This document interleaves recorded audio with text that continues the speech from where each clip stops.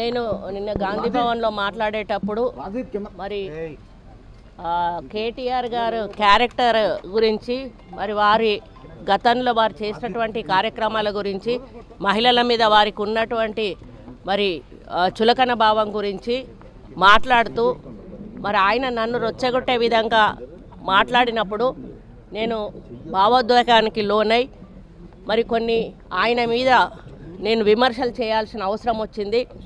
ఆ సందర్భంలో నాకు ఇంకెవరి మీద కూడా వ్యక్తిగత ద్వేషం కానీ మరి వ్యక్తిగత కోపం కానీ లేదు. అనుకోని ఆ సందర్భంలో ఒక కుటుంబం మాట నేను తీయడం ఏదైతే ఉందో అది అనుకోకుండా నా నోటి నుంచి జరగడం జరిగింది. ఆ తర్వాత వారి ట్వీట్ చూసిన తర్వాత నేను కూడా చాలా బాధపడ్డాను. ఎందుకంటే ఏ విషయంలో నేనైతే బాధపడతా ఉన్నానో ఆ విషయంలో నేను ఇంకొకరిని నొప్పించాను అని తెలిసి రాత్రి వెంటనే మరి దాన్ని వెనక్కి తీసుకుంటూ నేను ట్వీట్ చేయడం జరిగింది.